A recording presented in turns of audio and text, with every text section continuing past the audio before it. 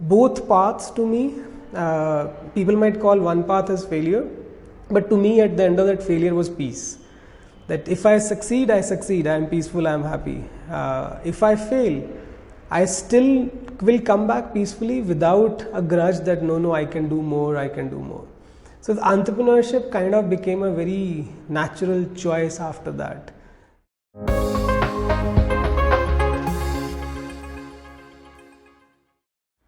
Hi, I'm Nikhil. I'm co-founder and CEO at Zolo. Welcome to Backstage with Millionaires. Today I'm going to be talking about my journey of humble start from a small town in Punjab to being a doctor at AIIMS, to finding, or the journey of actually finding what I really want to be, to eventually moving out, finding my passion in entrepreneurship, to eventually making the India's largest co-living brand, which is currently Zolo. So the story started with a small town in Punjab. Being from a small town itself has some benefits. It kind of, you know everyone, so you live in a good social environment. And the other side, which is a flip side, but in my case it's a benefit, is that since there's so much to look forward to, there's so much for you to be, you have to go to big towns, you have to be somebody one day. That kind of instills a fire in the belly. It kind of gives you that desire to push yourself beyond what could be normal. That's where the story started. Story started with me being heavily focused on sports. I used to play cricket, badminton, table tennis, and I was fairly good at it, with ranking in school teams, district teams, and in fact I was although very lean, but I played wrestling as well. So any sport that I could get my hands on. And that had that means that I was only focused on sports, and academically I actually flunked. I was about to flunk 7th grade when my parents convinced my principal to give me one more chance and move to 8. Academically, I was always a very below average sort of kid till grade 9, and grade 9 onwards, at some point of time, I had to study because both my parents are doctors, and doctors' kids in India don't flunk academics. That's not the norm, and we used to live in a medical campus, and my parents were the target of, you can say, mockery of everybody else, that your kid is not the smartest of the lot, everybody else doctor kids are smartest of the lot. So someday I had to pick up, I knew, and thanks to my parents, they always had faith in me. So I never felt like a kid who can't do this. Like whenever other people will say to my parents that your son is not really smart or not really intelligent, they would say like he doesn't study. It's not really that he isn't smart. Like play chess with him, he'll tell you how smart he is. So that faith kind of really made sure that I never go into a zone where I don't believe I can't do it. I always felt at some level that I can do it. I just haven't given a shot, which is fair enough. And class 11 and 12, I did give that shot. I did make sure that I study every single second that I have. And that led to results as well. I was ranked 4 in the country from being a guy who's kind of failing in his basic academic career. So what that means is I went to All India Institute of Medical Sciences, AIIMS, New Delhi. So this is the best medical school in the country. So the good things that there happened where I met a lot of bunch of talented people, inspiring people, which inspired me even further to do great things. But the best part was not even just on the academic achievements or professional achievement side. Best part was finding the set of people who really believe in doing what they want to do or what they feel is right. When a group of our friends, when we used to just play, we used to play for hours and months and months. When we used in college I used to play cricket, basketball, badminton, and we played for almost 2 years, and then we just left it. Then we moved on to Age of Empires, then we moved on to Unreal Tournament, and then in between we used to move on to studies where we'll be studying 17 hours a day, 16 hours a day, 18 hours a day. So we would do what we felt is right, and seeing outcomes coming on all sides. You got to be good at what you do, and we were really good at studies as well as Age of Empires. So that's kind of built the whole central core of my personality, as to I will not do what I'm not happy with or what's not really making me feel good about me. And generally, to change that, there is a lot of cost. The good part was that I kind of became a person who was willing to pay that cost. When I had to move outside medicine, I was actually practicing in Singapore when I decided to quit. So that's a very nice, comfy career that you can have in a developed nation, as doctors are generally very highly paid in a developed nation. So the good part was that it made me, my journey made me a person who can take that call, who understands that there is nothing that comes for free. If I want my life to be full of challenges, or if I want my life to be full of exciting new things that I do, I'll have to pay that cost. I'll have to pay that cost of being in an uncertain environment with the possibility of losing literally everything I have. And fortunately, I truly feel fortunate that I was able to take that call at that point of time. So I left Singapore, came back to India. So I realized at Singapore that I am meant for India. I relate with basic problems of mankind far more than the problems of metro coming 3 seconds late or 8 seconds late. I had a couple of offers from US and other colleges, but I decided to come back to ISB Hyderabad. After ISB, I was working with Deloitte in strategy and operations, and then I was heading B2B sales for a company called Cerner, which is in electronic medical records. There I started getting a feeling which was very similar to what I had when I was practicing as a doctor, that I think I can solve more, I think I can do more, I think there is far more that I can do or I'm capable of. So I decided that going out and see for myself is a better option, because if I win, I win. Bravo, brilliant, I have no grudges, no regrets. If I lose, then at least I'll come back without complaining. Then I will never complain in my life that I can do more, I am so capable, I can do this, my wings are being clipped, people are not giving me chance and all that stuff. That both paths to me, people might call one path as failure, but to me at the end of that failure was peace. That if I succeed, I am peaceful, I am happy.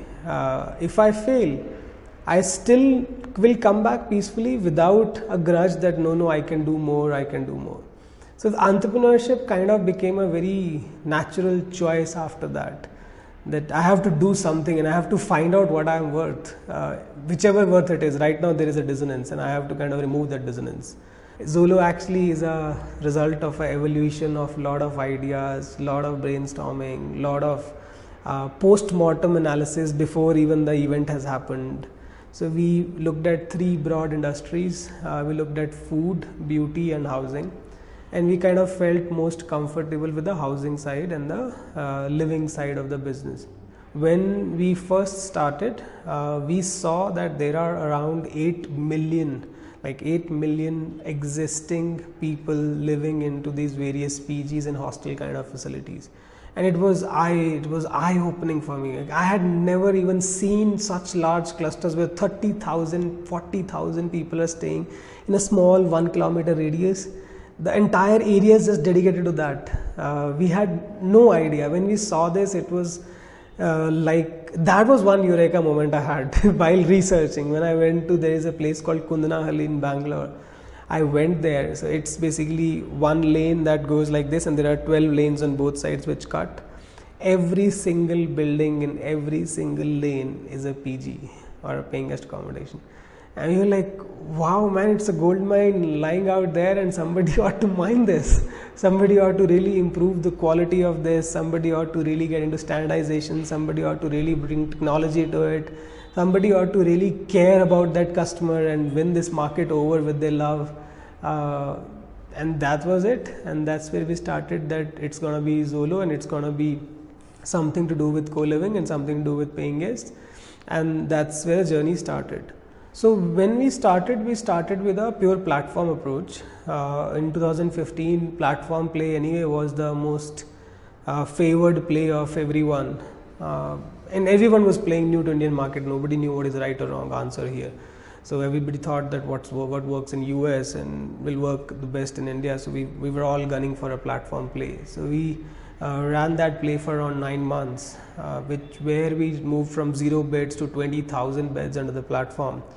It was a huge scale for 9 months, but there was a big problem there, and that big problem was the quality of supply wasn't good. You can aggregate or play a platform game when your backend supply is responsible, when your backend supply can take care of the customer to what you would want it to be. Eventually something is happening, they exist, so there is a certain sort of a price and quality equilibrium that has been established, but that's not what you want to associate your brand with it, or that's not what you want to say that this is my standard gonna be. So in 9 months we realized that this thing's not gonna work, because if I build my brand on such low customer experience events, sooner or later it's gonna blow up. That's where was, I think, the toughest call that we've taken till now in Zolo's journey, that we decided to go full stack. The reason it was toughest, because we have already consumed most of our seed round capital, and from 20,000 to going back to 0 was a very, very difficult decision. But we felt that it's we had again faith, I mean nothing else to latch on to, that if we do a good job with the customer, if we build something that my customer will love, sooner or later things should fall in line. With that faith, we started the full stack model on which we are right now, where we take care of all the customer needs end to end. And that led to 9-10 months of massive struggle, because 2016 Indian venture markets were really cold. The money flowing into the system had kind of dried up, and a company which has just gone to 0 and has like 100 beds now to show for was obviously not the best bet for most people to go after. After that, I think Nexus led our Series A for 4 million. After that, we've not looked backwards, and it made us as an organization also, the DNA of the organization was shaped within 10 months, because when you got nothing, then you try to make something out of nothing. Then costs matter, every small thing matters. So our even current organizational DNA is to be very, very focused on unit economics, very focused on cost, very focused on customer values. And we still don't spend a lot on marketing. We were till now spending 0.2% of our total spend on marketing, less than 0.2%. So we don't have to, because we get so much of organic referrals that we don't have to. It's not that we stupid people do not know that you have to market, but we don't have to. So right now when we are scaling very aggressively, so we are increasing our marketing spends. That's a different deal. Now we know we have to. But for a very long while, we never had to spend on marketing, because customer love was enough to give us the demand that we need. So post our Series A in Jan 2017, the biggest challenge we had was to build a team for scale, and that was the biggest revelation I had. The team which fuels on passion and the team which fuels on processes is not the same team. The team I had, although I still respect them, I admire them, and I feel I'm grateful to the fact that they went along with the journey when my times were the toughest, I almost had to lose most of my team, and that was a very, very painful part of decision making, a painful part of this journey, when you know that you have to let go of a lot of the folks who been there with you, because they just can't scale anymore. The way they operate is purely fueled by emotions and passions, and what you want the operating style now to be, what it's not even me, what the organization requires. This is the need of the hour. What organization requires is basically a process driven, a scalable process driven methodology of doing everything, whether it's demand, whether it's supply, whether it's operations. So eventually we fixed it. We started getting a way of hiring people who are a mix of passion plus process. You need a passion. I mean, you in an entrepreneurial ecosystem, you can't just have people who treat their job as job. But that right mix or that balance is kind of where you are able to get people for the long term. If you skew too much in process, then everything will anyway fall away. If you skew too much on the passion piece and forget the process and the other capabilities, then again things will fall down. What is that right balance when you are hiring people? So that was one. Two, the challenge was to even understand, like we were all technically first time entrepreneurs. We did not know what a scalable product or a scalable process looks like. Like if you've never scaled, and it's not something that you can just visualize on first principle basis. The problems that come, the tiny problem that you see today, when you scale it, it actually is 100 times bigger, and then it's not a tiny problem. So the priority that a tiny problem should get generally doesn't get at a low scale. And the third big piece was primarily getting the importance of technology and the product. In the beginning, we thought technology to be an enabling function, given that the nature of business is that there are people, and there are houses, and there is living spaces. You have to manage their food, housekeeping, Wi-Fi, DTH, move-in experience. So in the beginning, we kind of assumed this game to be a technology enabled play, that technology will kind of make us do these things easier or better. But with time, we've realized that we were wrong about all of this. Technology can fundamentally just change the game. It's not enabling it, it can redefine the game. So we've just launched a community feature where we are engaging people from various walks of life, from various ages, various places, to come on a common platform, have great time together. We are getting into personalization, where you can, before getting into the room, you can actually make the room the way you want it to be. So technology can fundamentally just change the game, and these three things I would recommend every entrepreneur, every person to kind of remember, that getting that right mix about people, getting that right mindset about building a process, and really thinking that where can I use technology and how do I leverage it, because that's the future. Everything in the world is going to be about tech, and if one can keep check of these three things, that's kind of a path to ensuring that you scale right and you scale well.